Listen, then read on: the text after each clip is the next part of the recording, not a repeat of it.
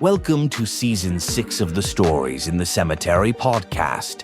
This season, we're shaking things up a bit with deeper questions into the paranormal. And to do that, your host, Nicholas McGirr, has invited the owner of Amen Paranormal Research, Joshua Amen, to be his co-host. To learn more about their studies and articles, visit storiesinthecemetery.com, or you can check out the Paranormal Investigation Workbook or the Paranormal Investigator's Almanac, both available on Amazon. Stories in the Cemetery takes you ghost hunting in Charleston, South Carolina, and reveals his findings from those investigations here on the Stories in the Cemetery podcast. Let's get into today's episode with Nick and Josh.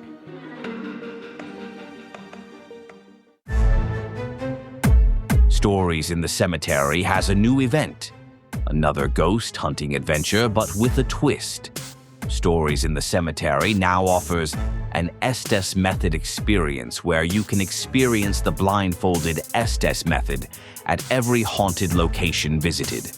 Up to 6 ghost hunters at a time, where you will have the opportunity to try all facets of an Estes method experience, including the blindfold test, using virtual reality as a medium, and other necessary paranormal tools to validate the findings. This hybrid quote-unquote tour covers histories not often told through the typical ghost tours around Charleston. So come experience the Estes method for yourself, and let's get blindfolded. Subject to availability of Sundays in May and June 2025. All right, everybody. Welcome to Season 6, Episode 62. This will be launching at the end of May. So I always like to put that reminder in there for me and Josh, because, again, we are, recording this, back in 2012, I think. What year is it, Josh? We're recording these long in advance. It's a year. But it's a year. That's all we're going to say. It starts with a 2.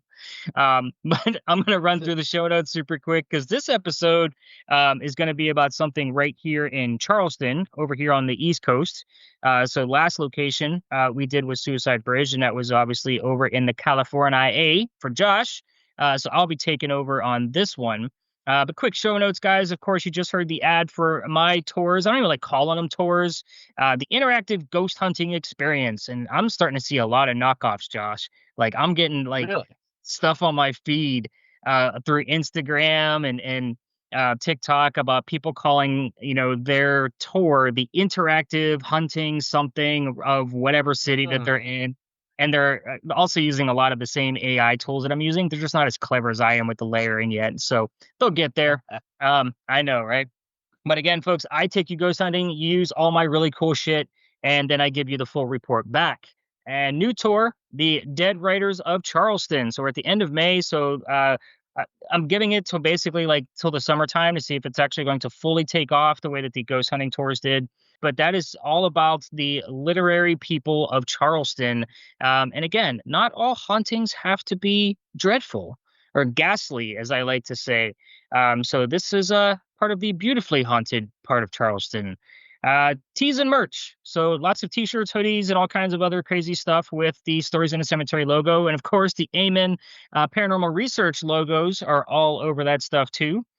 So you can pick up any of the tees over there to help support the show. We're over 60 designs. Who knows what the hell number we'll be up to.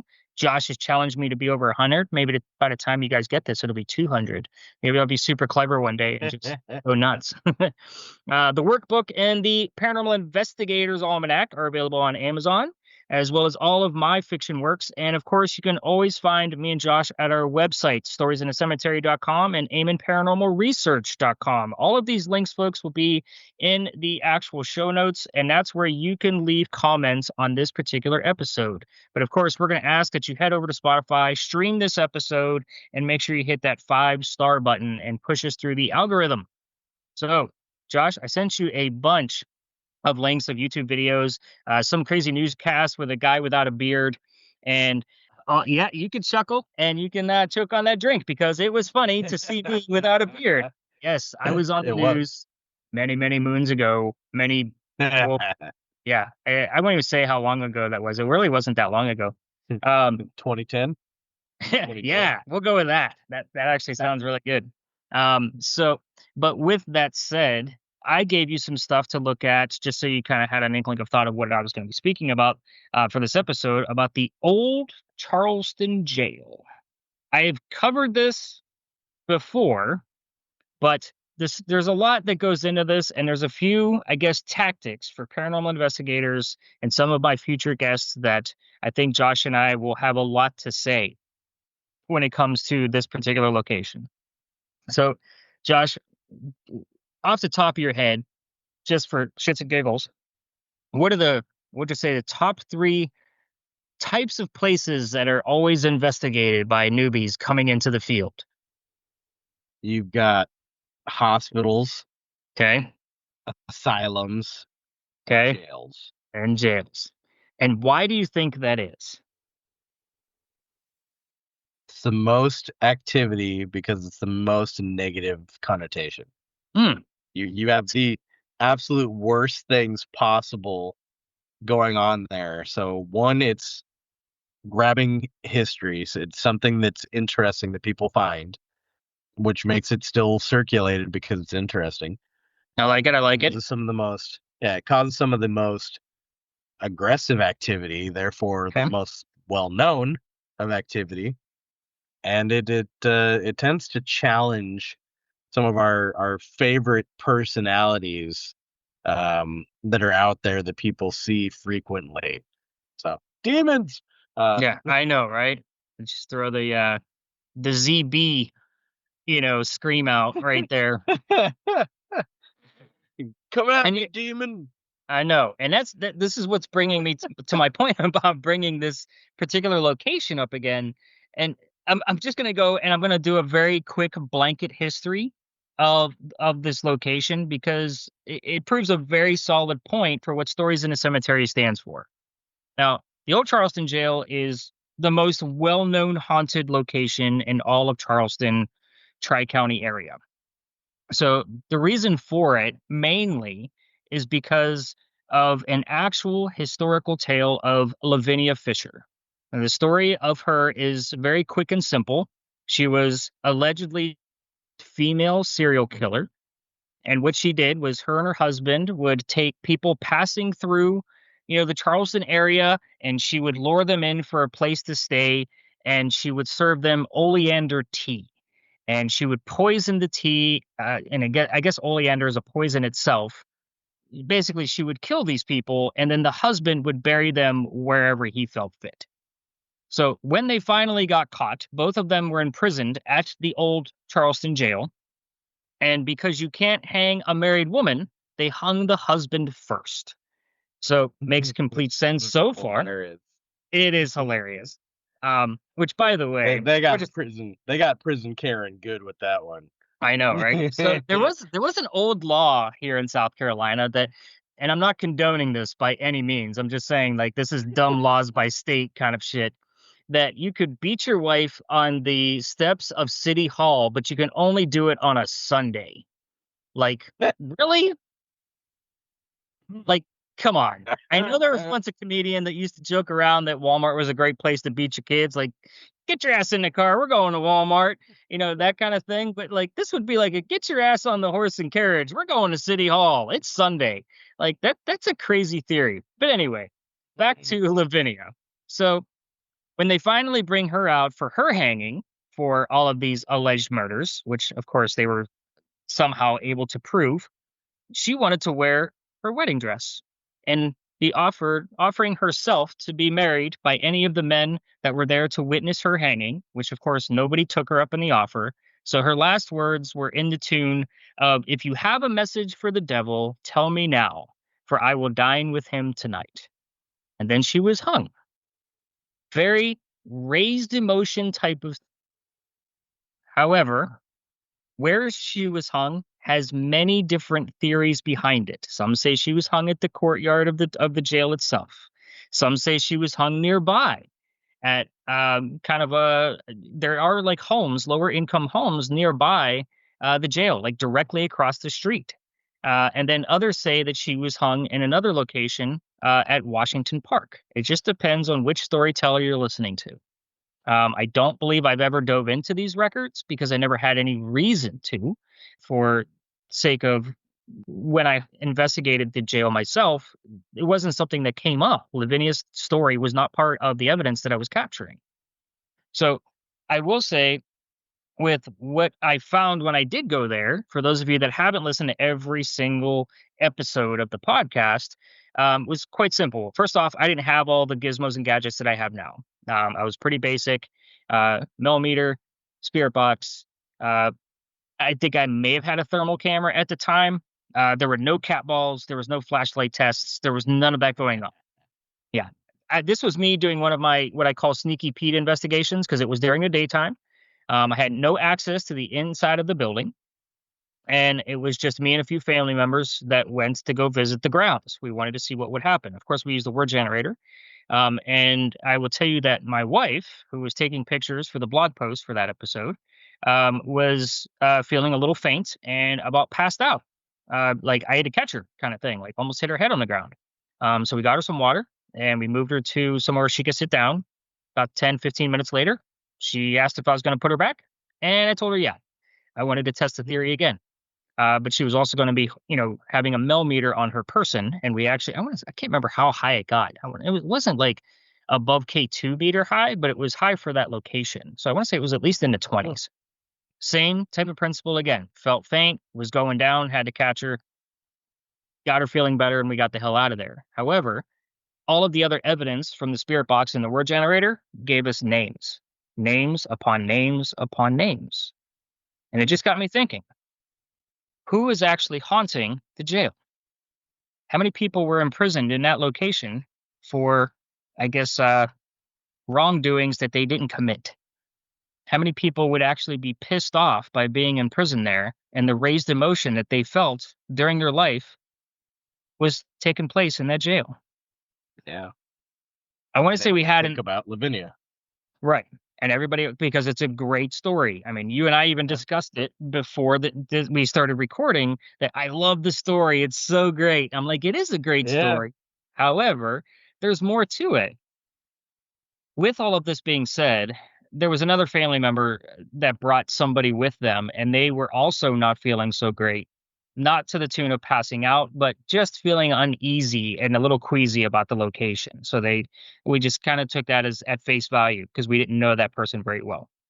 But it is very uncanny for my wife to feel anything from these locations. She's normally not influenced by it, by some other, maybe we'll just say sensitives. But my point of the matter is the fact that all of these people that were in prison there are also, that's their stop. Like that's where they're haunting. So it's not just Lavinia. Recently, I was asked this is a common question. I don't want to, pinpoint one of my guests out, but because it happens so often, and it just brought up a good point. Somebody asked me why I don't take people to the jail. And I basically said it's because it's paranormally not safe. I have a company, it would be a liability. There's been accounts of pushing and scratching and all kinds of things that have happened to people on the inside of the jail. And I've seen the small accounts of what can happen on the outside of it. It's really not, in my wheelhouse to be taking people to a paranormally unsafe location. And I'm going to bring up the Ghost Hunters episode. I can't remember the season and episode off the top of my head. I should have had it written down. It was season 2, episode. Of course you would know. What can I say? My brain works fairly well sometimes, and I do remember things. But it did show up in the link. So season 2, episode 21.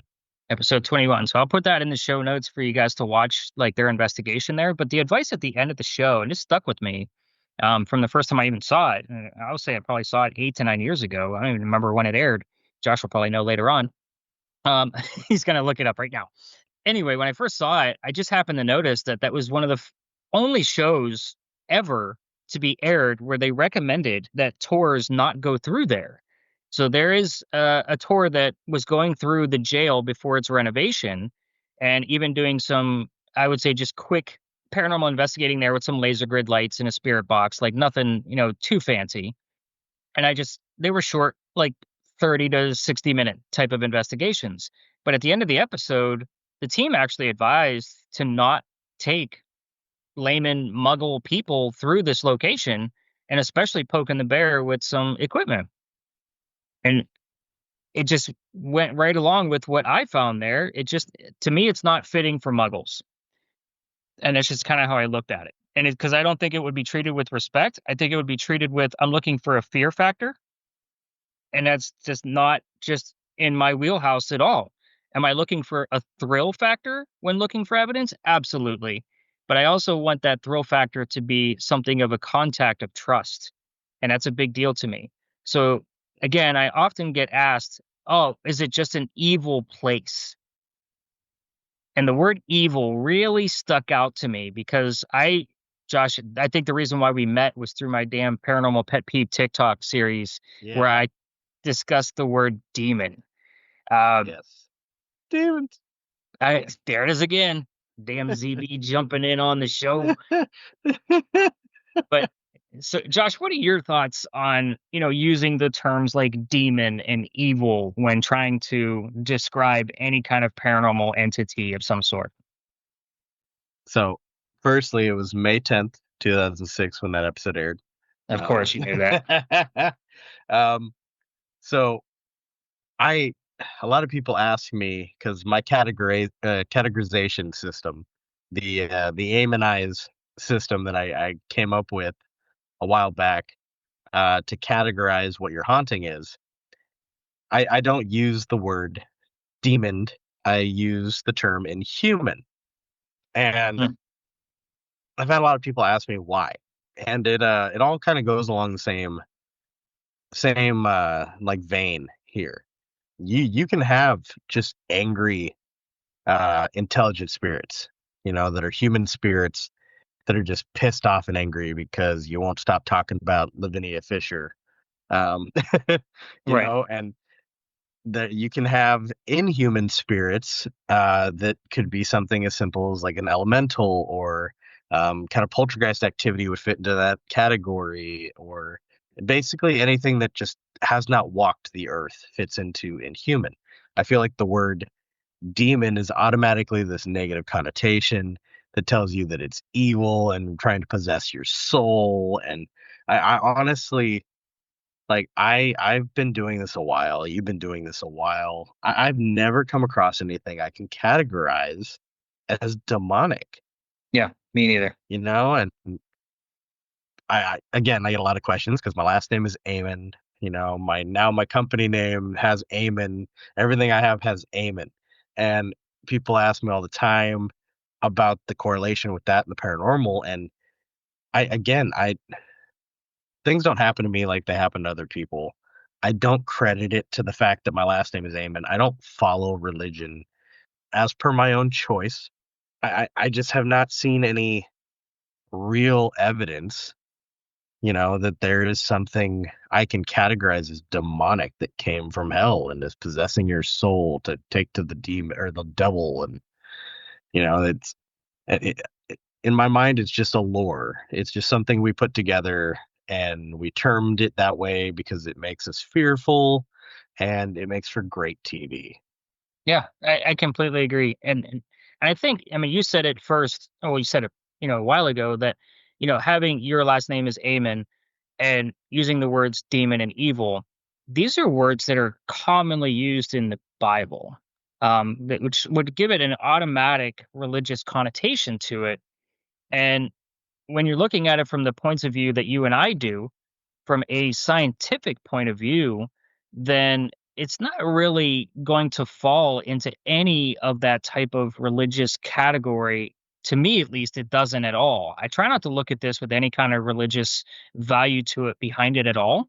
I'm more or less curious about, I want that conversation with the spirit that tells me what happens once we're gone off of this earth. And whether that's a religious value or whether that is something else. That's really, I think, my why still to this day. We've talked about like what's your why, back in October.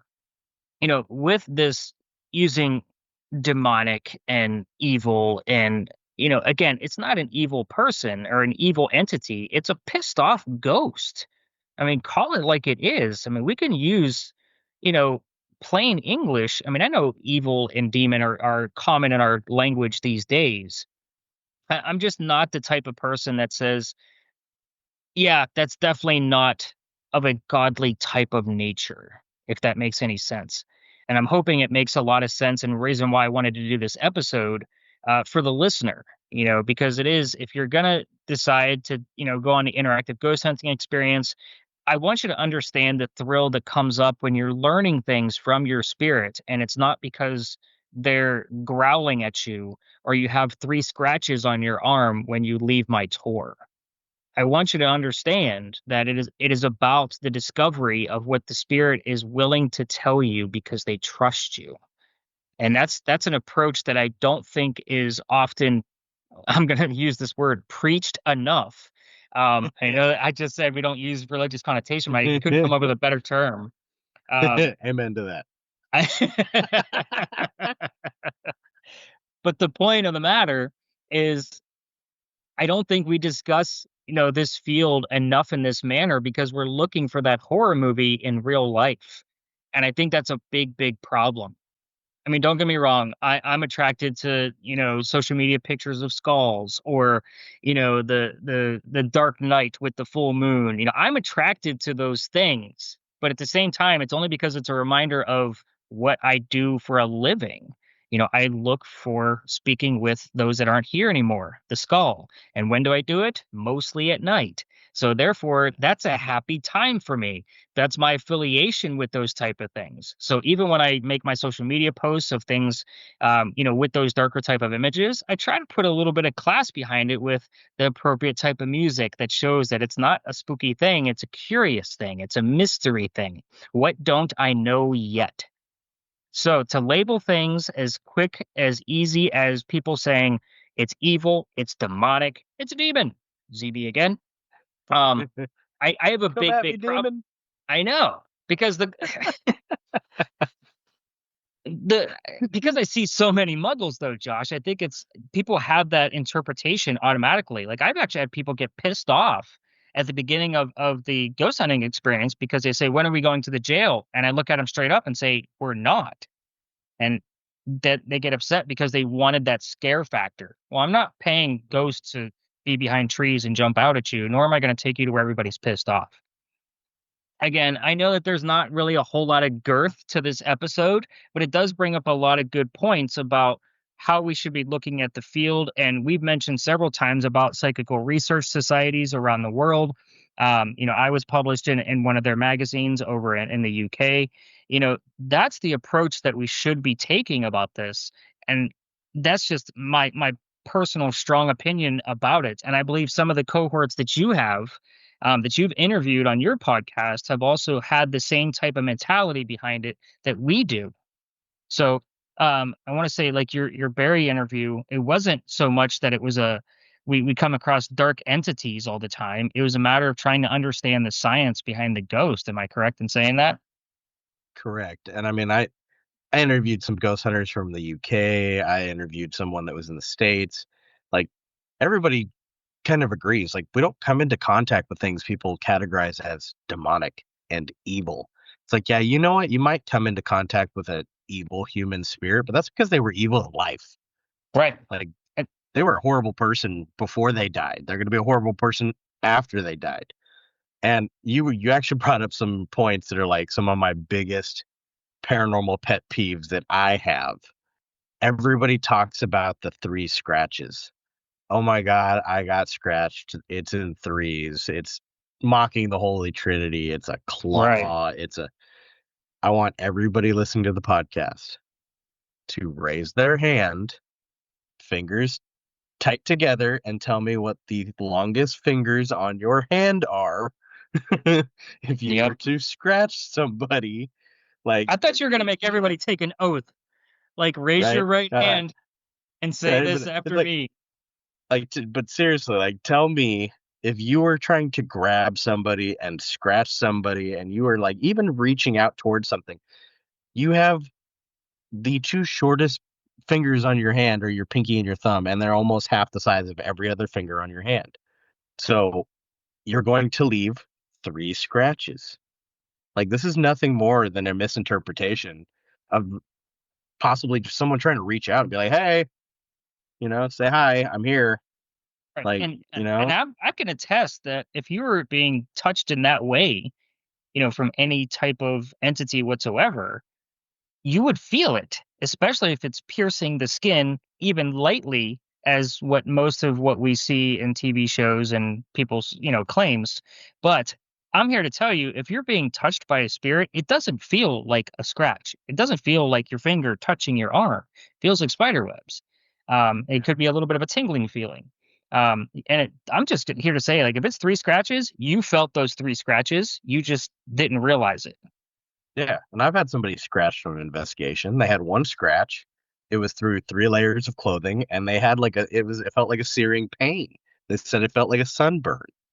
Wow. Like it's not just a random, like, oh, I found a scratch, and like you're not in the middle of a work zone. You're not expecting to get hurt. You're not actively doing something that can make you not realize that there's physical pain happening. Yeah. And they knew when it happened, I'm guessing. Yeah, no, it was immediate. They're like, ow, I'm burning, something's burning. And then we looked and there was a scratch. Like, it was all a very active moment. Wow. And you brought up another very big fact, and this is something I put into the notes for podcasts eventually, because I really feel like people are going to hate us for it. Yeah. An episode on religion and the paranormal it's in the works. It's got to happen at some point. I bring this up a lot with people, and it's a lot to do with the fact that my last name is Amen. That religion and the paranormal do coincide, depending not on your beliefs, but on the beliefs of whatever spirit you're speaking to. If a spirit died Christian, they're going to expect to be exorcised. They're going to expect, to be banished in whatever ways that a religion deems necessary, and for that to work. But if you go in throwing holy water at a spirit that died with a Buddhist background, they're going to look at you like, what are you doing? Yeah. Like it, and people always seem to have like these preconceived ideas of what should and shouldn't happen. Like, we have to stop and remember that what we're dealing with are human spirits, things that used to walk this plane of existence, and they had beliefs and ideas and lives and things that matter still in the realm, in their plane now. And just because, your favorite horror movie tells you to throw holy water at everything doesn't mean that's just going to work. Right. And I completely agree. Completely agree. Like, to me, in my toolkit, there is nothing of religious value. There's no crucifixes. There's no holy water. And I talked about this through my paranormal pet peeve videos on TikTok.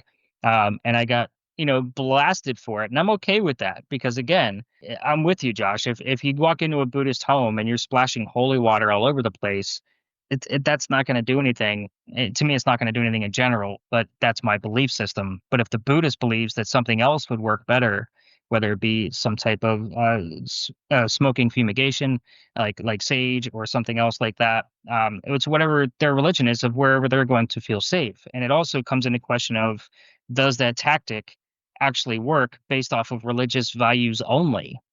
Or is it just a ritual? And again, there's so much more, and I agree with you. We probably do need to do something based off of religious values, but I would like to take it all the way back to, Native Americans, and some of the things that they would like to do to either protect the spirits, to speak to spirits, do all of the things to ward off. Like, they had their ways of doing things, and why are we not following that today? But again, going back to the science of, what we actually do in the field, again, this is probably going to be a much shorter episode than what we normally do, just because, again, it deals with a lot of our paranormal pet peeves. And I was kind of inspired, to do this just based off of, the question that I got, just last week, from one of my guests that comes up so often.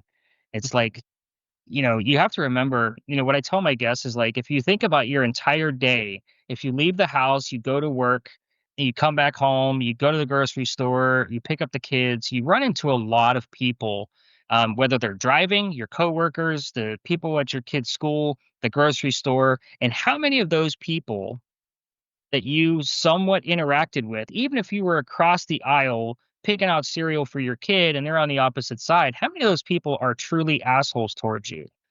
And it's not that many. Maybe one, maybe two if you're having a bad day, but you ran into 100 people and maybe one of them was a true asshole to you. Look at that in a ghost realm. It's the same principle. If you're in a haunted space that is well known to be haunted with 1 to 5 ghosts, it's more than likely you're not going to come across a pissed off asshole ghost. Deal with who you're dealing with. Know their history, show some respect. Everybody goes through something.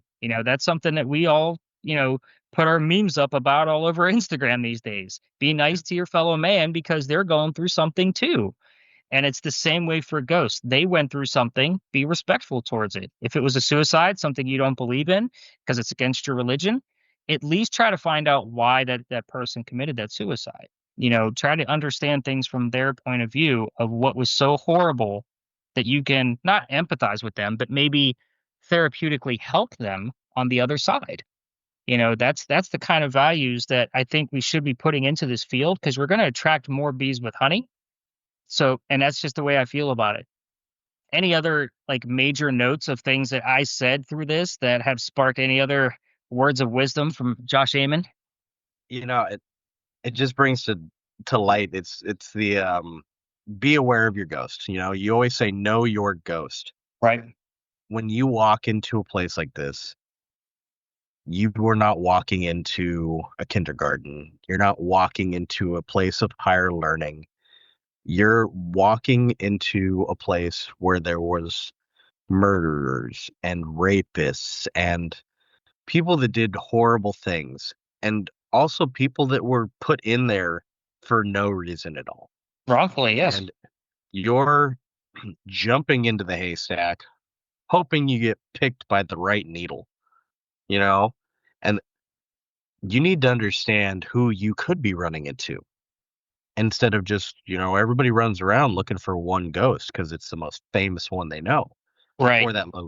for that location. And you could be running into the guy who inappropriately touches people, or you could be running into someone who liked to choke his victims. And it's like you got to know what you're running into, what you're dealing with, and what your actual chances are of having a bad experience. Because these people walk in and they're like, oh well, must be evil, I got choked. Well, you walked into the wrong cell with the wrong ghost, the wrong time, and the wrong date. Like, Yeah. without looking into the information and knowing what you're doing, it's really, really easy to just walk in and Russian roulette yourself into a bad ghost, especially in a place like that. Yeah, my point is you picked the wrong place. So, I mean, you picked a prison, or a jail. Who are you dealing with in there? I mean, again, whether they're wrongfully imprisoned, they were, or they did some kind of massive, type of crime that hurt other people. So, again, you're not going to win either way. If you're looking for a scare tactic, by all means, go for it. But if you're looking to actually gather paranormal evidence to learn more about it, because I mean, you and I have discussed many, many things on this podcast in the 12 episodes that we've done so far. And, we've gone well beyond some of the theories that are the basic stuff that we still don't understand. So Yeah. why are we not trying to attract those happier ghosts that are just no longer here but had a great life, and trying to find out what happened to them once they died so we can figure out further what we can do to learn more about them and how to learn more about the makeup of what they actually are, what is causing all of these things. You said it best a few episodes back. All of our gear reads anything from an electromagnetic field of some sort. what else is there that we need to do that we're not understanding yet on the scientific method side of things before we start learning into, was it a religious value? Was it something that was tied into, alien life, not from this planet, a higher being? We go into a lot of like extra off the beaten path type of theories with this show, Mhm. but I want to know more about the basics. What are we actually dealing with?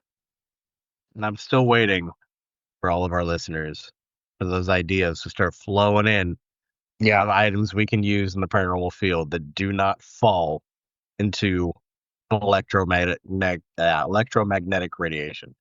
So, yeah. and I've cursed myself with that statement because I find myself walking around staring at stuff like, can I use that to go ghost hunting? And so I've cursed myself and hopefully every listener to join me in this battle against our own brains to find new equipment and new items to utilize. Who knows? Maybe if we find some really cool ones, we can test some of it and then do an episode on it.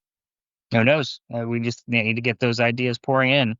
Well, like I said, folks, this was not going to be a super long episode. I just wanted to bring up a few things about how to approach your paranormal investigating viewpoint in the future. Whether you're an investigator, you're watching your favorite, paranormal investigation show, or you're just going on a interactive ghost hunting experience right here in Charleston. Look at it with a scientific eye versus, am I going to get scratched, pushed, and pass out?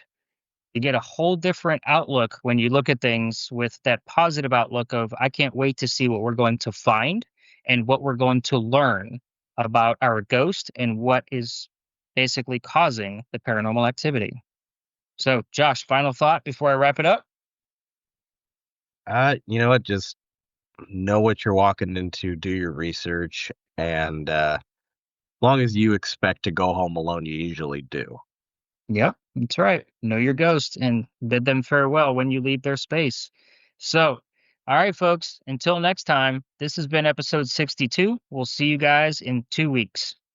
So long. Do you want to go ghost hunting with your host, Josh Amen? Well, guess what? You can. Josh from Amen Paranormal Research is hosting a paranormal scavenger hunt in Pasadena, California, and you can win some great prizes. Small, intimate groups of 6 as you learn how to identify real paranormal activity while using Josh's high-caliber equipment. These events are limited, and there are only 6 tickets available for each event, so head over to amenparanormalresearch.com to purchase your tickets, and we'll see you on the paranormal scavenger hunt.